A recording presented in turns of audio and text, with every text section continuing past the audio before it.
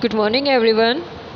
Class 7th, Chapter 1st, Geography, Environment. In the last class, I told you about the environment and the natural environment, ecosystem, and human environment, and the relation and the correlation between human and environment. Human and environment के बारे में भी बताया था. ठीक है. In this video I'll make you explain environmental pollution. इस video में हम देखेंगे पॉल्यूशन. कैसा? एनवायरमेंटल का पॉल्यूशन, जो एनवायरनमेंट को लेकर के जो पॉल्यूट हो रहा है. एनवायरनमेंट वैसे तो सबसे पहले ये देखना है कि एनवायरनमेंट किस किस से मिलके बनता है. 5 एलिमेंट्स आपने नाम सुना भी होगा.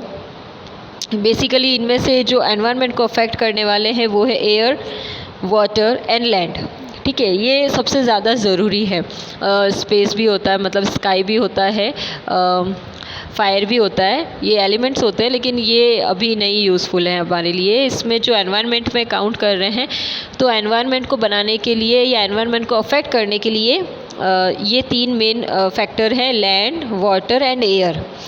Although the natural environment has the capability to replenish resources such as plants, minerals and water, and repair any damage caused by human activities. अब अर्थ को जो भी डैमेज होता है ना, अर्थ में ये सब आ जाते हैं, सारे फैक्टर्स भी आएंगे इसके. अर्थ में ये सारे फैक्टर्स आ जाएंगे इसके. लैंड वगैरह, पॉल्यूशन में जो हम काउंट कर रहे हैं, पॉल्यूशन जिस जिस जगहों पे हो रहा है, या जो फैक्टर्स अफेक्ट हो रहे हैं पॉल्यूशन की वजह से.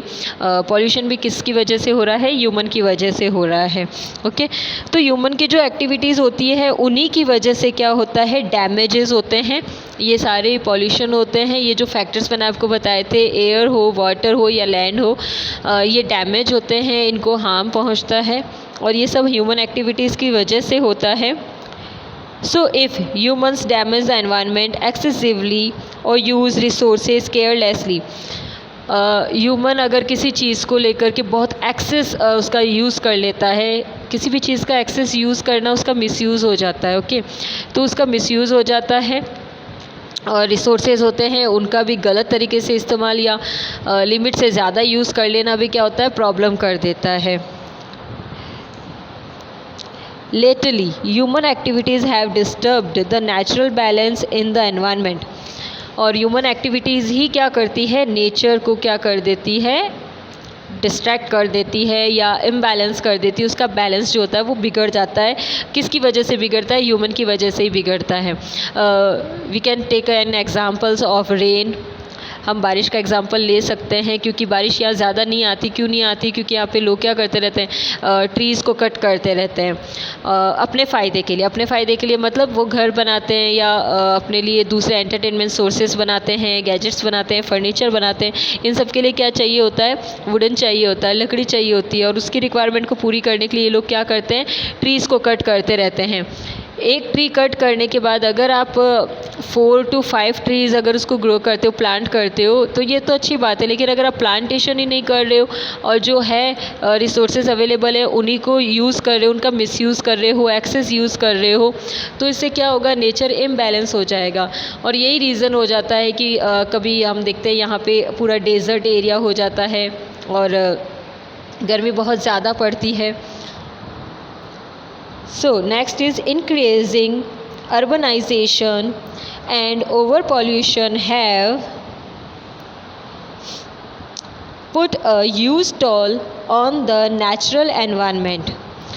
ओवर पॉल्यूशन जो हो जाता है ना, अर्बनाइजेशंस में होता है अक्सर. अर्बनाइजेशन का मतलब होता है शहर में रहने वाले लोग ही ज़्यादातर कुछ इस तरह से रिसोर्सेज का मिसयूज़ करते हैं. गांव में नहीं होता है. गांव में क्यों नहीं होता है? वहाँ पे सब कुछ नेचुरल होता है. वहाँ पे एयर भी नेचुरल होती है. ठीक है. अब इट्स नॉट अ मीन के शहर में एयर नेचुरल नहीं होती है, आर्टिफिशियल होती है. नहीं. शहरों में जो अर्बन एरियाज़ यानी कि शहर, रूरल एरियाज़ यानी कि गांव के बारे में बात कर रहे हैं. तो अर्बन एरियाज़ में क्या होता है ना? पॉल्यूशन होता है, फैक्ट्रीज़ होती हैं. तो इन सब से क्या निकलता? पॉल्यूशन निकलता है. एयर, अगर फैक्ट्री है तो उससे अगर एयर स्टीम वगैरह निकल रही है, केमिकल्स का रिएक्शन होता है तो एयर पोल्यूशन हो जाता है। और अगर वही केमिकल्स अगर लिक्विड में निकल रहे होते हैं तो वो सब जाके पानी में मिल जाते हैं, नदियों तालाबों में मिलते हैं, जिससे क्या हो जाता है, वाटर पोल्यूशन हो जाता है। ठीक है, तो ये वाटर पोल्यूशन, एयर पोल्यूशन, ये सब क्या करता है, हमको हार्म ही करता है, ह्यूमन को हार्म ही करता है। ह्यूमन हो या दूसरे अदर लिविंग क्रिएचर्स जो हैं इस अर्थ पे, उन सबको हार्म करता है, प्लांट्स को भी करता है। तो ये रूरल एरियाज़ में इतना नहीं हो करके ये ज़्यादातर किस में इंक्रीज़ होता है, किस में बढ़ता है, अर्बनाइजेशन में बढ़ता है। ओवर पॉल्यूशन जो एरिया होते हैं, ओवर पॉल्यूटेड होते हैं, वहाँ पे हो जाता है। Have put a huge toll on the natural environment. Reckless use of natural resources like water, wood, and coal has led to their depletion. अब ये तो ह्यूमन एनवायरनमेंट के बारे में सारी बात हो गई थी कि किस तरह से इसमें प्रॉब्लम्स आ जाती है, किस तरह से ये पॉल्यूशन जो होता है वो इतना ज़्यादा नेचुरल रिसोर्सेज को क्या करता है, ख़राब करता है, हार्म करता रहता है, उनकी जो नेचुरलिटी होती है उसको ख़त्म करता रहता है, फिनिश करता रहता है। लेकिन यहाँ पे ये होता है कि वाटर, वुड, कोल, ये सारे नेचुरल रिसोर्सेज हैं, इनका यूज़ होना चाहिए, बट एक लिमिट में होना चाहिए। इतना एक्सेसिव भी नहीं होना चाहिए कि धीरे धीरे ये ख़त्म होने लग जाए। अगर ऐसे ही चलता रहा तो देन वन डे एक ऐसा आ जाएगा जब कुछ भी नहीं रहेगा हमारे लिए यूज़ करने के लिए, यूटिलाइजेशन के लिए। जो लाइफ हमारी इतनी ईजी में चल रही है अभी, ऐसे हम ईज़िली सर्वाइव नहीं कर पाएंगे।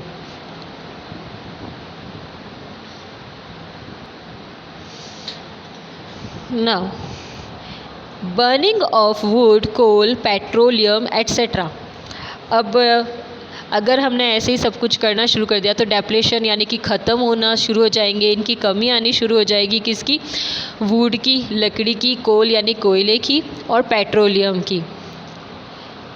हैज़ कॉज्ड एनवायरमेंटल पॉल्यूशन, और इससे क्या हो जाएगा, ये सारे रीज़न्स हैं। अगर ये चीज़ें ख़त्म हो जाती है, या अगर एक तो ये ख़त्म हो जाता है ये भी गलत है, और इनका एक्सेस यूज़ होना, मिस यूज़ होना क्या करता है, पॉल्यूशन को ही इंक्रीज़ करने का काम करता है। और कौन सा pollution? Environmental pollution. Firms from cars are polluting the air, जो कारों से धुआं निकलता रहता है ना, कार्बन मोनोऑक्साइड होता है वो, ठीक है, तो वो क्या है, वो निकल के एयर को पॉल्यूट करने का सबसे बड़ा काम करता है। इफ़ यू हियर समवेयर, आपने सुना होगा, जो रिसर्च सेंटर्स हैं हमारे, उनकी तरफ से ये चीज़ है कि इंडिया पॉल्यूशन करने के मामले में या पॉल्यूशन बढ़ाने के लिए जो 5 कंट्रीज़ मेजर हैं उसमें फर्स्ट या सेकंड पे नाम इंडिया का भी आता है। और ये सब पता है किसको अफेक्ट करता है? डायरेक्टली अफेक्ट करते हैं ओजोन लेयर को। ओजोन लेयर में एक होल हो रहा है, वो होल जो हुआ है ना, उसका रिस्पॉन्सिबल भी पॉल्यूशन ही है, और वो भी एयर पॉल्यूशन है। और ये जो होल धीरे धीरे बढ़ रहा है, ये भी एयर पॉल्यूशन की वजह से ही हो रहा है। अच्छा, ये जो ओजोन लेयर होती है ये बहुत ज़रूरी है, क्योंकि ये सनलाइट को डायरेक्टली अर्थ पे आने से रोकने का काम करती है। अगर ऐसा कुछ हो जाता है, अगर ओजोन लेयर फट जाती है, if this kind of situation will be create, then हमारे जो सनलाइट आ रही है अर्थ पे, वो डायरेक्टली हम पे आने लग जाएगी, और हमारी जो स्किन अभी इतना फील नहीं होता है हमें, फिर जलने लग जाएगी। तो ये ज़रूरी है कि हम इसको क्या करें, क्योर करने की कोशिश करें। Next is from cars are polluting the air, untreated waste from the factories is polluting the water. As I told you, मैंने आपको बताया था, जो वेस्ट मटेरियल होता है जो फैक्ट्रीज से निकलता है वो क्या करता है, पानी में जाके मिल जाता है, और वो वाटर को पॉल्यूट करने का काम करता है। And deforestation is affecting the flora and fauna. ये एक 2 कैटेगरी होती है जो ज़रूरी है एनवायरनमेंट को पैम्पर करने के लिए, एनवायरनमेंट के लिए। तो ये क्या हो रहा है, अफेक्टिंग किसको कर रहा है? फ्लोरा होता है फॉरेस्ट, यानी कि प्लांट्स वगैरह से रिलेटेड होता है वो सब, ठीक है। तो ये फ्लोरा को क्या कर रहा है, अफेक्ट कर रहा है। डिफॉरेस्टेशन हो रहा है, डिफॉरेस्टेशन मतलब पेड़ ख़त्म हो रहे हैं धीरे धीरे। अगर ऐसे ही पेड़ ख़त्म होते रहे तो सब जगह क्या हो जाएगा, डेजर्ट ही डेजर्ट हो जाएगा। And climate in different areas, और क्लाइमेट जो है वो सारे एरियाज़ में बिल्कुल ही चेंज होने लग जाएगा। अभी इतना नहीं है, अभी जैसे इंडिया में या हर जगह पे क्या ओवरऑल ये होता है कि सीजन्स चलते रहते हैं, समर आ गया, फिर विंटर आ गया, रेन आ गया, ठीक है, ऐसे ऐसे चलता रहेगा। लेकिन एक टाइम ऐसा आएगा कि अगर ये सीज़न सारी इम्बैलेंस हो जाएगी, अगर नेचर के रिसोर्सेज अगर ख़त्म हो गए या हार्म हो गए, तो ये होगा, अगर गर्मी होगी तो बहुत ज़्यादा एक्सेस हो जाएगी, ठंड होगी तो बहुत ज़्यादा हो जाएगी। इनको कंट्रोल करना, इनको बैलेंस करना है कि जो कोशिशें नेचर खुद करता है वो सब नहीं कर पाएगा। Over exploitation, the over exploitation and pollution, over exploitation and pollution of the environment has also led to its degradation।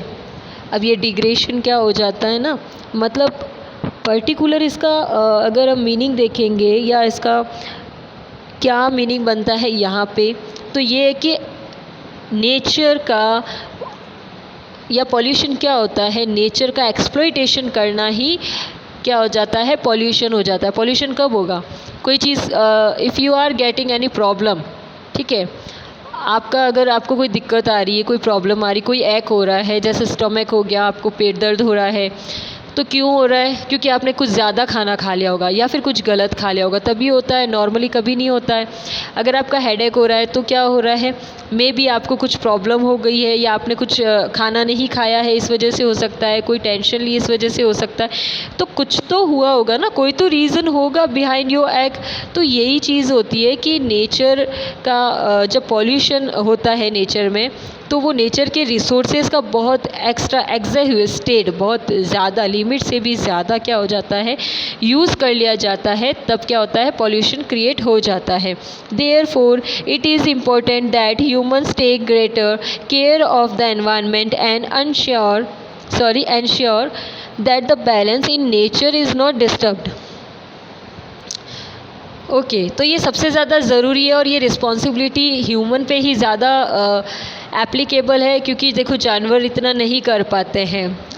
Human is a social creature.